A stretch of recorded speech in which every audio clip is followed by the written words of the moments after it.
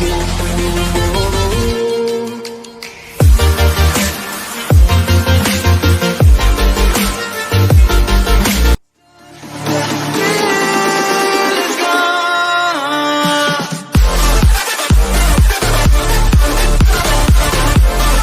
warahmatullahi wabarakatuh. Waalaikumsalam warahmatullahi wabarakatuh. Alhamdulillahirabbil alamin. Shalatu wassalamu ala asrofil anbiya'i wal mursalin wa ala alihi washabihi ajmain. Amma ba'du. Puja dan puji syukur kehadiran Allah Subhanahu wa taala yang telah memberikan kita kenikmatan sehingga kita dapat melakukan kuliah online pada siang hari ini. Tak lupa juga selawat beriringkan salam selalu tercurahkan kepada junjungan kita Nabi Agung Nabi Muhammad Sallallahu Alaihi Wasallam yang telah membawa kita dari zaman kegelapan menuju zaman yang kita rasakan pada saat ini. Baiklah, di sini dari kelompok tugas tambahan yang beranggotakan Saudara Ihsan Juliansa, Dapi Caniago, dan Muflihun Ramadan.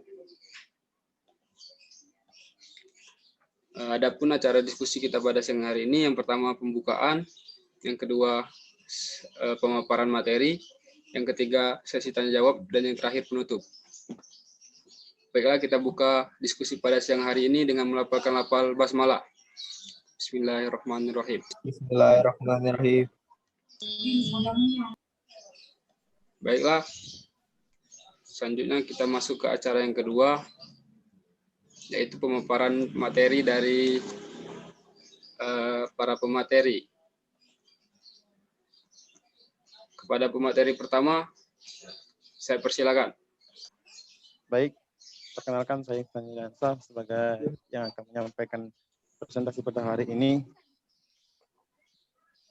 Jadi, berbicara tentang tindak pidana pemilu, silakan teman-teman memperhatikan slide yang kami buat kemarin.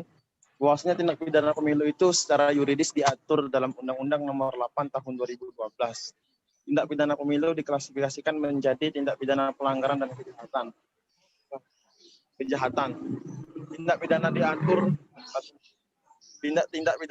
dalam pasal 273 sampai pasal 291 Undang-Undang Nomor 8 Tahun 2012. Sedangkan tindak pidana kejahatan yang dimana berbicara tentang pemilu.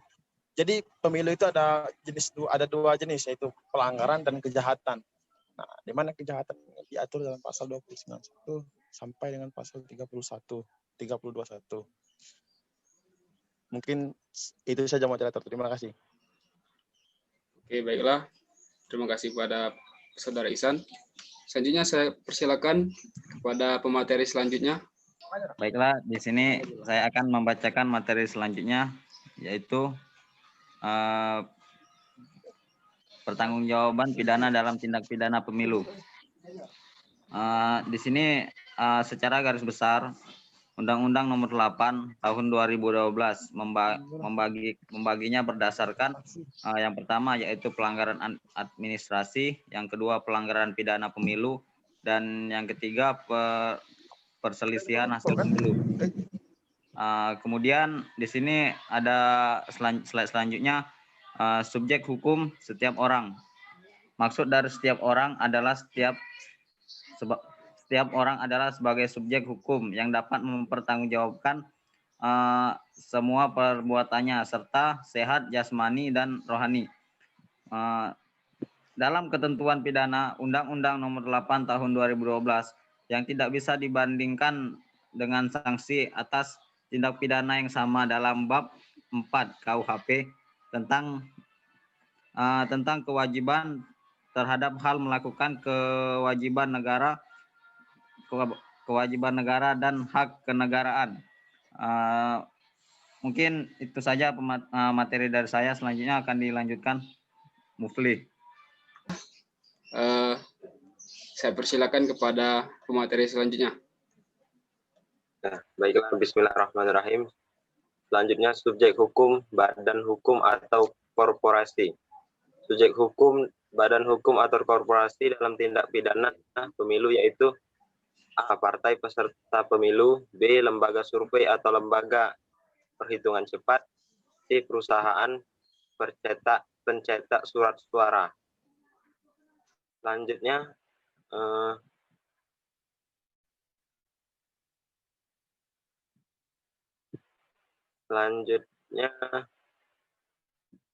slide selanjutnya,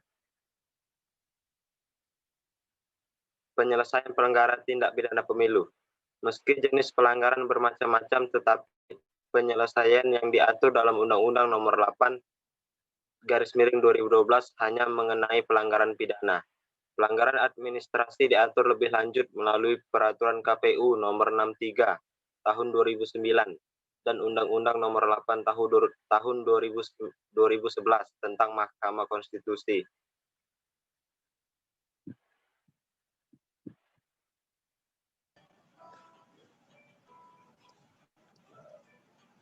Selanjutnya, yakni penyelesaian pelanggaran dalam tindak pidana pemilu. Pelanggaran pemilu yang bersifat administrasi menjadi kewenangan KPU untuk menyelesaikan Undang-Undang Nomor 8, membatasi waktu KPU untuk menyelesaikan pelanggaran dari Bawaslu sesuai dengan sifatnya. Maka sanksi tersebut pada bentuk teguran pembatas kegiatan. Selanjutnya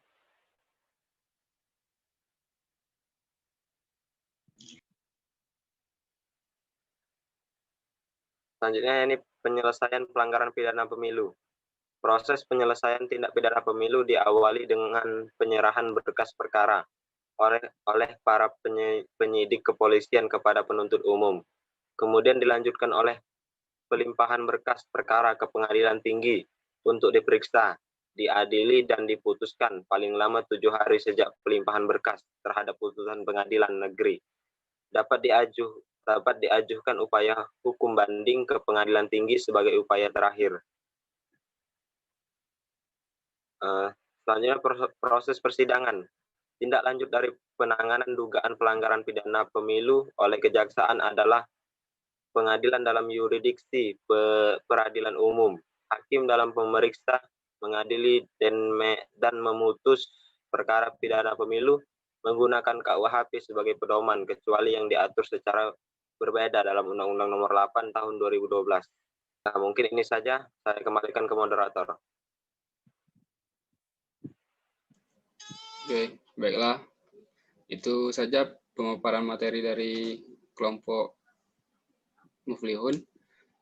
Selanjutnya, masuk ke acara berikutnya, yaitu sesi tanya-jawab. Di sini kepada teman-teman yang ingin bertanya, silakan hidupkan mikrofon. Saya persilakan. Izin moderator bertanya. Ya, dipersilakan Saudara Angga. Baiklah, bentar ya. Baiklah, perkenalkan nama saya Angga Aditya Pratama, izin bertanya. Apa dampak yang dirasakan oleh rakyat ketika ada tindak pidana pemilu yang terjadi? Kepada teman-teman yang lain yang ingin bertanya, saya persilakan. Erika. Ya, dipersilakan Saudari. Bagaimana tanggapan dari kelompok kalian mengenai kecurangan yang ada di dalam pemilu yang sedang berlangsung? Itu saja. Oke, baiklah. Selanjutnya, saya berikan satu pertanyaan lagi untuk sesi ini. Kepada teman-teman yang ingin bertanya, saya persilakan. Turjana moderator. Ya, dipersilakan, Saudari. Baik, terima kasih kepada moderator yang telah mengizinkan saya bertanya. Yang ingin saya tanyakan, perbuatan apa saja yang digolongkan sebagai tindak pidana pemilu itu? Terima kasih. Oke, baiklah. Diingatkan kepada para penanya untuk menulis pertanyaannya di kolom chat. Kepada seluruh audiens, berikan kami waktu untuk menjawab pertanyaan dari kalian. Terima kasih. Baik, ya. Izin moderator menjawab. Dipersilakan kepada Saudara David. Di sini saya akan mencoba menjawab pertanyaan dari Saudara Angga, yaitu pertanyaannya, apa dampak yang dirasakan oleh rakyat ketika terjadinya tindak pidana pemilu? dampak yang dirasakan oleh rakyat, yaitu mungkin salah satunya rakyat akan kehilangan hak suaranya dikarenakan kecurangan oleh satu pihak untuk menguntungkan pihak yang lain, atau yang dilakukan oleh oknum yang melakukan kecurangan tersebut. Mungkin akan ditambahkan oleh Saudara Iksan. Terima kasih. Oke, baiklah. Izin moderator. Ya, dipersilakan. Saya moderator. Ya. Ya, terima kasih moderator yang adil dan bijaksana yang telah memberikan saya kesempatan untuk menjawab. Jadi, saya menjawab pertanyaan dari Saudara Erika Krisdayanti yang dimana pertanyaannya tadi adalah bagaimana tanggapan kalian mengenai terjadinya suatu tindakan kecurangan yang sering terjadi pada saat pemilu tersebut. Jadi, pemilu merupakan bagian dari bentuk konsep bernegara demokrasi, yang dimana kata Montesquieu demokrasi itu adalah dari rakyat, oleh rakyat, untuk rakyat. Jadi pemilu adalah suatu bentuk yang dimana pembelajaran, mencari pemimpin, menemukan pemimpin yang benar-benar merupakan ataupun yang benar-benar mempunyai gagasan untuk rakyat. Nah, bagaimana tanggapan kami selaku kelompok tambahan ini mengenai kecurangan yang terjadi di dalam pemilu? Tentu kecurangan Tentu kecurangan ini merupakan bagian dari cara berdemokrasi yang tidak sehat. Artinya, seseorang yang ingin menjadi pemimpin itu menempuh jalan yang secara agama itu haram karena tidak jujur.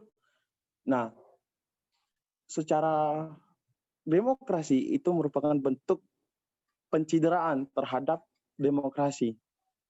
Di mana asas-asas pemilu itu yang saya ketahui adalah luber dan jurdil yang sudah diterapkan oleh Megawati pada pemilu 2000 berapa itu saya lupa, sekitar 2004. Asas dari luber dan jurdil itu salah satunya adalah rahasia umum dan sebagainya.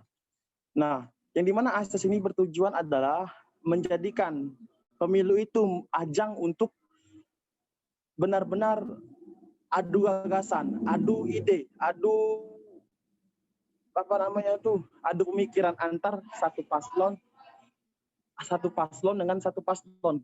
Nah, jika salah satu paslon ini menjalankan pemilu dengan kecurangan, maka dia menciderai demokrasi dan secara agama dia menempuh jalan yang tidak dibenarkan.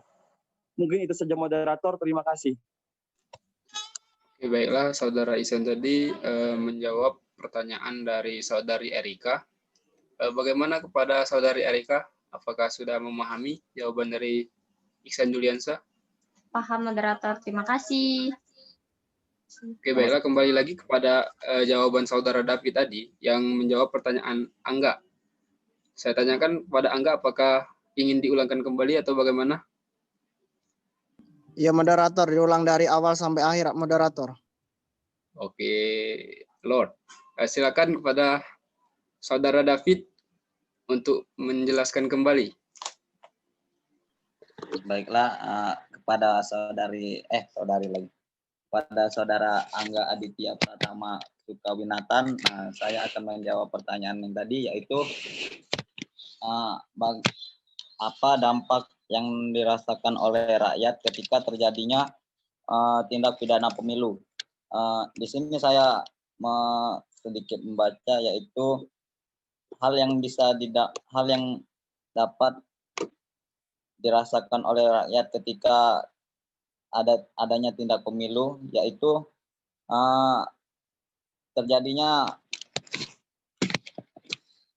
hilangnya suatu hak suara dari rakyat yang dilakukan oleh oknum atau yang dilakukan oleh sebuah oknum untuk memenangkan suatu pihak dengan cara melakukan tindak pidana itu.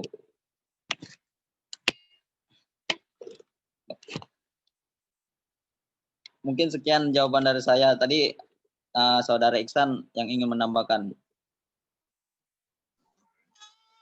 Oke, baiklah.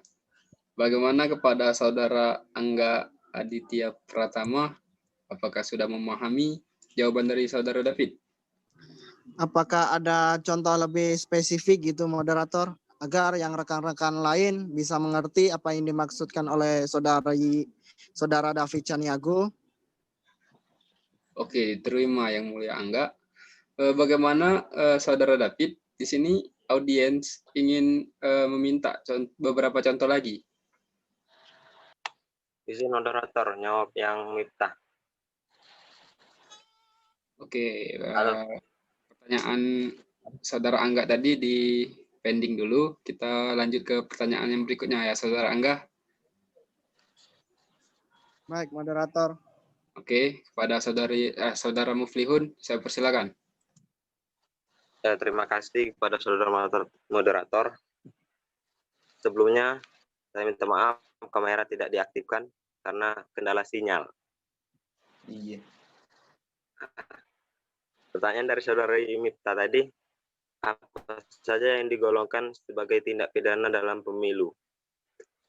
Di sini saya ambil dari garis besar Undang-Undang Nomor 8 Tahun 2012 yang membaginya berdasarkan kategori jenis pelanggaran pemilu menjadi 3. Yang pertama pelanggaran administrasi pemilu, yang kedua pelanggaran pidana pemilu, dan perselisihan hasil pemilu. Secara umum, tindak pidana yang terjadi dalam pemilu ini merupakan pelanggaran terhadap hak politik dan perbuatan curang tertentu yang sangat berpotensi mengganggu penyelenggaraan pemilu. Contohnya seperti menghilangkan hak pilih orang lain, melakukan politik uang, pengelambungan suara, kampanye hitam, dan lain-lain. Mungkin itu saja. Saya kembalikan moderator. Oke, baiklah. Bagaimana kepada Saudari Miftahul Jannah? Apakah sudah memahami jawaban dari Muflihun? Baik, moderator. Bisa diperjelas lagi, kalau bisa berikan contoh. Terima kasih, karena saya belum mengerti. Oke. Di sini saya persilakan kepada audiens, apakah ada yang ingin menambahkan? Saya persilakan, terutama kepada para pemateri, untuk menanggapi kembali sanggahan dari Miftahul Jannah. Izin menambahkan moderator. Ya, dipersilakan. Menurut saya sudah sangat jelas dari penjelasan dari saudara Mufli tadi menjawab pertanyaan dari saudari Mifta mengenai apa saja sih contoh dari tindak pidana pemilu ini. Ada 3. Yang pertama itu pelanggaran administrasi, yang kedua pelanggaran pidana pemilu, yang ketiga perselisihan hasil pemilu. Yang dimana contoh di dalam perselisihan hasil pidana pemilu yang sudah dilakukan kita kemarin pemilihan presiden, yang dimana paslon nomor 2 yaitu Bapak Prabowo, misal dia kemarin kan menang di daerah tertentu, tetapi dia tidak terima dengan hasil yang menurut dia kalah kan, jadi dia mengajukan banding mengajukan banding. Nah, seperti itu tindak pidana pemilu. Terima kasih moderator. Oke, baiklah. Bagaimana Saudari Miftahul Jannah? Apakah masih belum mengerti? Baik, itu termasuk dari salah satu yang 3, yaitu contoh dari perselisihan hasil pemilu. Kalau contoh dari pelanggaran administrasi sama pelanggaran pidana pemilu itu seperti apa, moderator? Terima kasih. Oke, baiklah. Bagaimana kepada pemateri? Dipersilakan untuk menanggapi sanggahan dari Miftahul Jannah.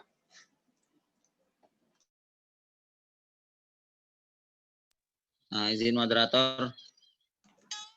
Ya, dipersilakan. Saya kira jawaban dari Saudara Mufli dan jawaban dari Saudari Mutiara tadi sudah cukup jelas untuk dipahami, dan sepertinya Saudari Miftahul Jana akan menambah pertanyaan lagi. Dan di sini saya akan menjangga tadi jawaban dari menambahkan jawaban saya tadi yang dipertanyakan oleh Saudara Angga tadi. Oh, oke. Tadi kan contoh pertama yaitu dari dampak yang dirasakan oleh rakyat ketika ada kecurangan pemilu, yaitu hilangnya hak suara untuk memilih pemimpin. Dan Saudara Angga tadi minta diberikan satu contoh lagi. Dan saya dampak berikutnya yaitu gerakan massa yang bentrok karena membela masing-masing kubu. Seperti yang kita ketahui,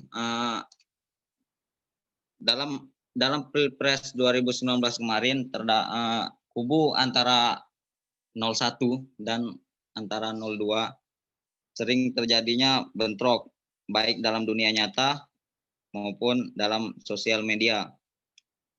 Bahkan kedua kubu yang berbeda ini kerap terlibat virtual antara satu dengan yang lainnya. Dikhawatirkan kejahatan politik seperti tindakan kecurangan berpotensi menimbulkan gesekan yang lebih besar.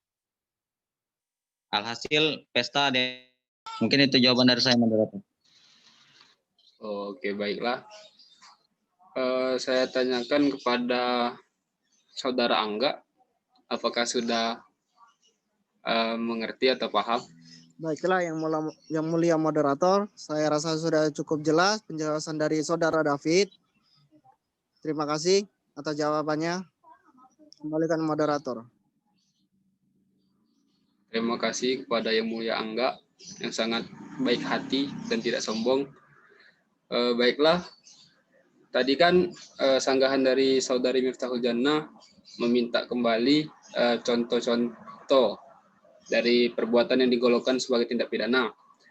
Tadi sudah dijelaskan oleh Saudari Mutiara AZ, itu memberikan contoh tentang salah satu dari golongan tersebut. Nah, di sini kepada teman-teman, saya persilakan apabila ada yang ingin menambahkan terkait dengan sanggahan Saudari Miftahul Jannah, atau kepada pemateri ingin menambahkan. Ya, izin moderator menambahkan sedikit. Nah, ya, dipersilakan. Ya, itu contoh dari, saya akan memberi contoh dari pelanggaran dalam pemilu. Contohnya mungkin yang saya ketahui, bukan mungkin, yang saya ketahui, ya ini seperti menghilangkan hak pilih orang lain, melakukan politik uang, terus pengelambungan suara, dan kampanye hitam. Mungkin itu saja. Selebihnya saya kembalikan ke moderator. Bagaimana kepada Saudari Miftahul Jannah? Saya rasa sudah lengkap yang dijelaskan oleh Saudara Muflihun. Baik, terima kasih moderator, sangat jelas. Pertama sudah selesai. Selanjutnya saya buka sesi kedua yang berisikan kemungkinan 2 pertanyaan. Kepada teman-teman yang ingin bertanya, saya persilakan. Izin bertanya, moderator. Siapa tadi? Izin bertanya, moderator. Ya, Saudara Adrian. Dipersilakan. Baiklah, terima kasih kepada moderator. Saya akan bertanya kepada kelompok hari ini. Menurut kalian, apakah Indonesia ini dapat terbebas dari tindak pidana pemilu supaya kita dapat melakukan atau menyelenggarakan pemilu dengan bersih?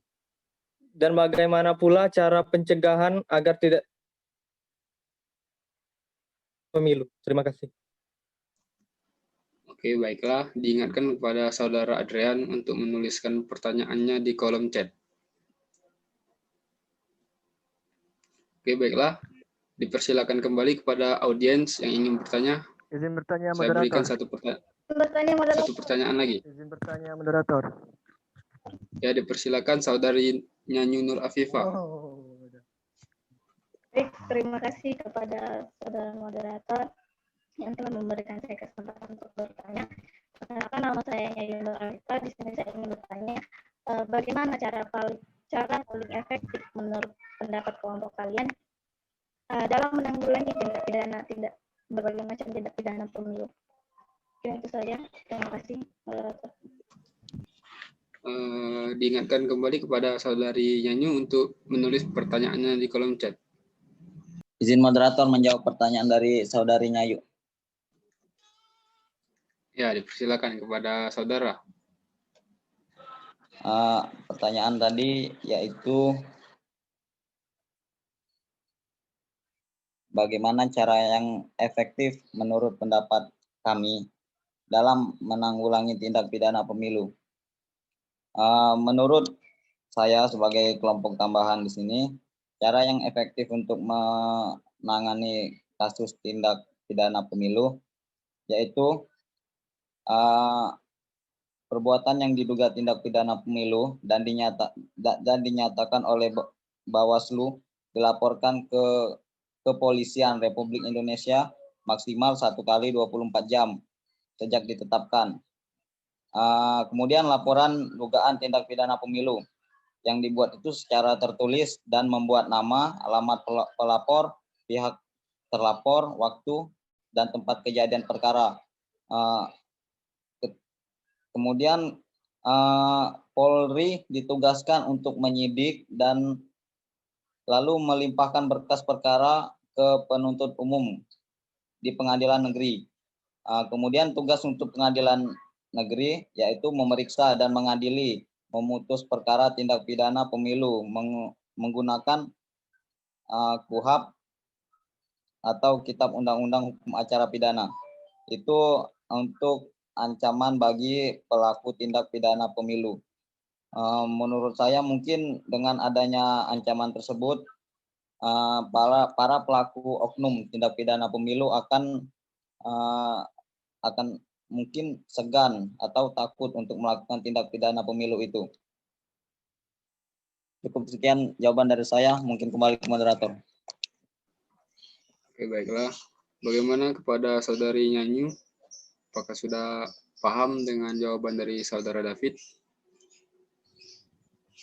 Sebenarnya paham ini moderator, tapi menurut saya yang saudara David jelaskan tadi itu proses penanggulangannya. Maksud saya adalah yang saya tanyakan bagaimana ketika tindak pidana ini telah terjadi dan agar tidak terjadi lagi. Nah, bagaimana cara menanggulanginya? Oke, baiklah. Mohon maaf, itu pencegahan nggak sih? Pencegahan itu sebelum terjadinya tindak pidana. Nah, yang saya tanyakan ketika tindak pidana tersebut sudah terjadi. Oke, baiklah. Itu tadi sanggahan dari saudari Nyanyu Nur Afifah. Di sini saya membuka kepada teman-teman yang ingin menambahkan.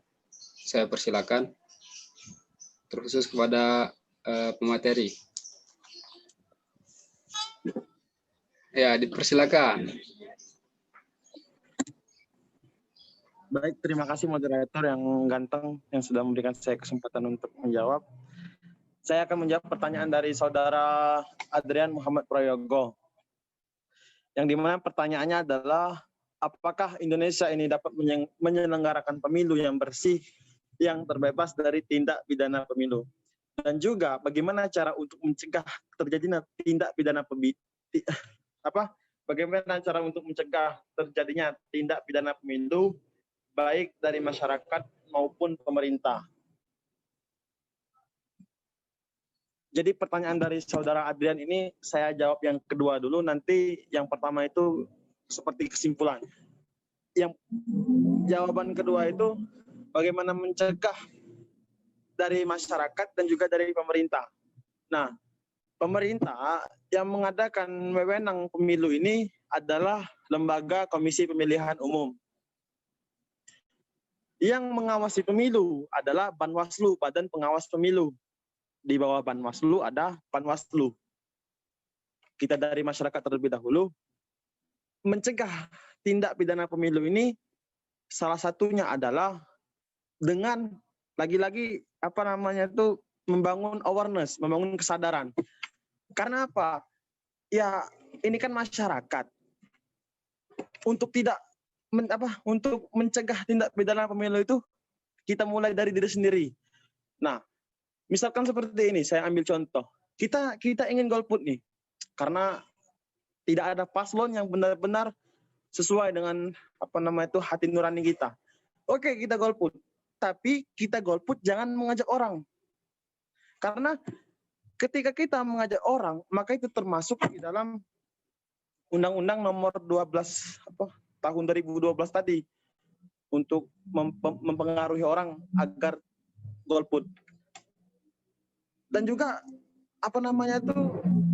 sadar bahwasanya kita ini tinggal di Indonesia. Indonesia ini sistemnya sudah jelas, demokrasi dari rakyat oleh rakyat untuk rakyat. Walaupun hasil dari pemilu itu sampai saat ini belum memuaskan hati rakyat, tapi mau bagaimana lagi? Begitu. Jadi kata paling kita tidak golput. Nah, ini dari masyarakat kan. Dan juga memilih itu benar-benar dari hati nurani, benar-benar melihat gagasan, benar-benar melihat ide dan pikiran. Ketika debat antar paslon, kita melihat, kita menonton. Nah, jadi tidak ada gitu. Memilih karena uang, memilih karena dikasih uang 50.000 atau bahasa dalam itu tuh serangan pajar gitu, agar memilih salah satu paslon. Nah, ada baiknya kita itu benar-benar melihat ide dan gagasan calon salah satu paslon. Kenapa? Karena kata Ustadz Hadi Hidayat itu politik itu menyangkut hajat hidup orang banyak. Satu orang paslon itu menentukan 5 tahun ke depan bagaimana jalannya pembangunan, baik itu di bidang ekonomi, bidang pendidikan, bidang hukum, bidang kesehatan.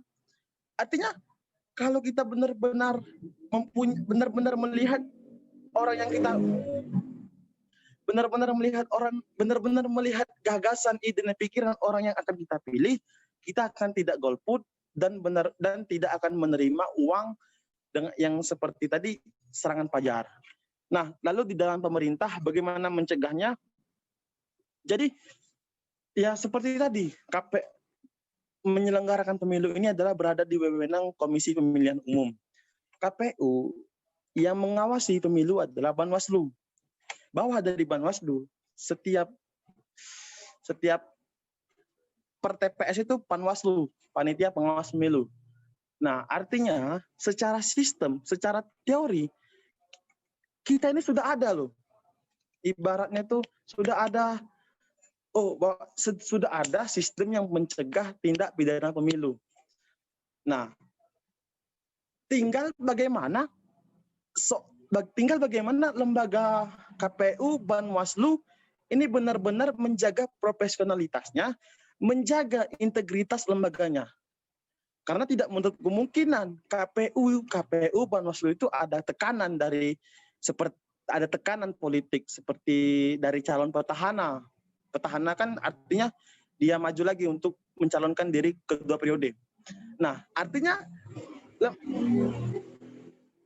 lembaga KPU dan lembaga Panwas ini benar-benar bagaimana ditekankan keprofesionalitasannya, integritasnya, sehingga benar-benar independen, benar-benar melihat ketika petahana melakukan kecurangan, ketika petahana melakukan pelanggaran, maka diselidiki. Nah, saya ambil contoh kemarin di Pilkada serentak Kabupaten Ogan Ilir, di mana salah satu paslon petahana di Bupati yaitu Panji Alam, Bapak Panji Alam, di mana Banwaslu itu Banwaslu itu menemukan kecurangan. Nah, ini salah satu bentuk keprofesionalan dari Banwaslu. Banwaslu menemukan kecurangan yang dilakukan oleh Panji Alam, yang dimana kalau nggak salah menggunakan dana bansos itu untuk kepentingan kampanye. Tapi akhirnya dikabulkan di MA, Panji Alam masih ikut bertarung.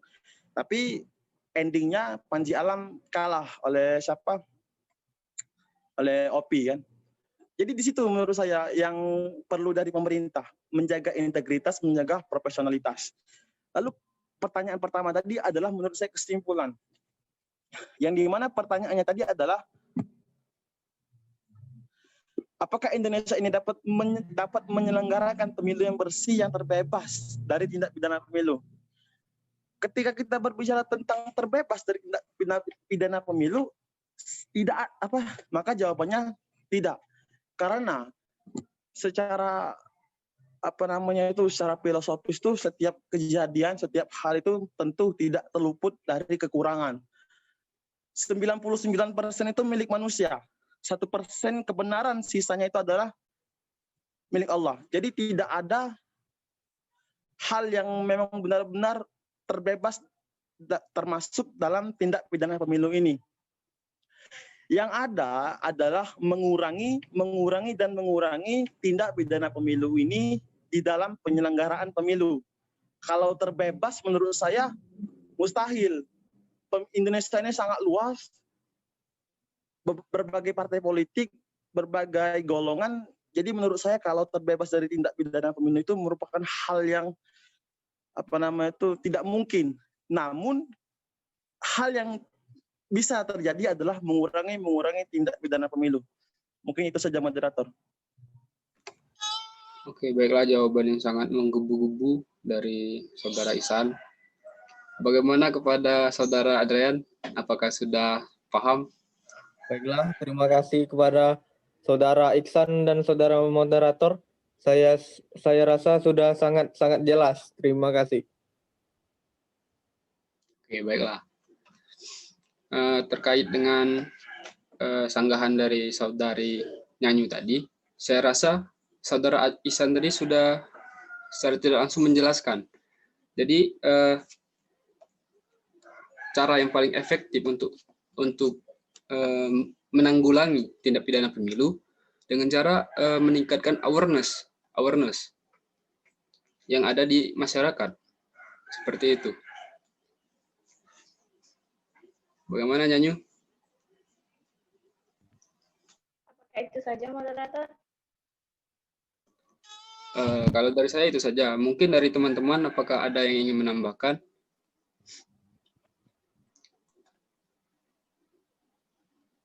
Izin moderator menambahkan sedikit moderator. Ya, saya persilakan. Terima kasih kepada moderator yang telah memberikan kesempatan kepada saya untuk memberikan tambahan sedikit jawaban dari pertanyaan dari Saudari Nyayu. Sebelumnya perkenalkan dulu, nama saya Muhammad Zaini, saya perwakilan dari kelompok 2 pada kelompok OP. Berbicara masalah pertanyaan Nyayu tadi adalah masalah tata cara efektif. Efektif menurut paling efektif di dalam pemilu. Sebenarnya benar yang sudah dikatakan oleh moderator tadi, sudah mencakup sedikit jawaban dari yang sudah disampaikan oleh Saudara Ihsan. Namun di sini saya hanya ingin menjelaskan sedikit, berbicara bagaimana sih tata cara di dalam pemilu itu supaya efektif, tidak ada terjadi tindak pidana pemilu. Yang pertama yang saya ingin sampaikan adalah sebagaimana yang kita ketahui bahwasanya di dalam suatu pemilu itu sudah dikatakan oleh Saudara Ihsan tadi ada yang namanya KPU, Bawaslu, Pemaslu. Yang paling rendah itu sebenarnya yang paling menurut saya yang paling mendasar yang dalam pengawasan itu yaitu sebagai panitia awal dari Pemaslu, yang panitia pengawasan pemilu. Mengapa seperti itu? Karena rakyat dapat kita ketahui bahwasanya rakyat itu hanya memberikan suara kepada calon yang menurut mereka itu pantas untuk menjadi suatu pemimpin. Untuk secara hasil ataupun secara hasil pemilu itu dapat kita tahu yang mengelolanya itu ya itu baik itu panitia dan panitia-panitianya itu. Jadi yang harus lebih kita tekankan ini supaya efektif itu. Supaya tidak ada terjadi suatu hal yang tidak diinginkan seperti yang dijelaskan oleh saudara David tadi, ada oknum-oknum tertentu. Nah, dapat kita ketahui bagaimana terjadi suatu kecurangan oknum tertentu. Nah, tak mungkin rakyat biasa yang melakukannya, tidak mungkin. Yang pastinya panitia-panitia itulah yang melakukan kecurangan. Jadi ini sedikit saya tambahi. Yang pertama itu yang harus ditekankan oleh panitia yang mencangkup itu harus profesional yang sudah disebutkan tadi. Profesional, dan yang kedua sistem tegak hukumnya. Apabila memang benar-benar itu terjadi tindak pidana pemilu, ya hukumnya itu harus sesuai. Nah, ini pada kenyataan yang kita ketahui bahwasanya banyak kecurangan terjadi, namun pada dasarnya hukum dari yang melakukan itu tidak dalam artian ya tidak sesuai ataupun tidak ada efek jera, sehingga ya terus menerus setiap tahun ada pemilu ya terus dilakukan karena di dalam hukum pun ya tidak menegaskan. Nah, mungkin itu kepada yang bertanya, mungkin kesimpulan dari jawaban saya yang harus dilakukan supaya efektif itu yang pertama yaitu harus dilakukan oleh panitia itu sendiri, harus efektif. Pengawasannya itu harus yang benar-benar konsisten ataupun sesuai profesional. Nah, yang kedua itu sistem hukum. Harus pemerintah itu harus benar-benar menegakkan suatu hukum yang benar-benar ya supaya oknum tertentu yang melakukan tindak pidana itu ya melakukannya dengan tegas supaya ada efek jera. Mungkin itu saja kepada moderator saya kembalikan. Terima kasih. Terima kasih atas tambahannya kepada saudara Zaini. Saya rasa sudah sangat jelas ditambahkan dan dijawab oleh para kawan-kawan kita tadi. Bagaimana saudari Nyanyu? Apakah sudah paham?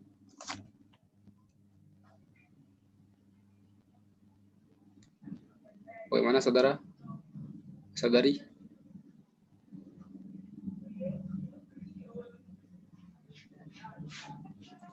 Oke, nampaknya saudari Nyanyi sudah sangat jelas. Jadi itu saja. Itu tadi pertanyaan yang terakhir dan menutup sesi kedua pada acara sesi tanya jawab ini. Dengan begitu, maka kita masuk ke acara yang berikutnya yaitu penutup. Marilah kita tutup diskusi kita pada siang hari ini dengan melafalkan lafal hamdalah. Alhamdulillah. Alhamdulillahirabbil alamin. Oke, baiklah. Sini saya sebagai moderator mewakili teman-teman pemateri mengucapkan minta maaf apabila ada salah kata. Kepada Allah saya mohon ampun. Saya akhiri. Assalamualaikum warahmatullahi wabarakatuh. Waalaikumsalam warahmatullahi wabarakatuh.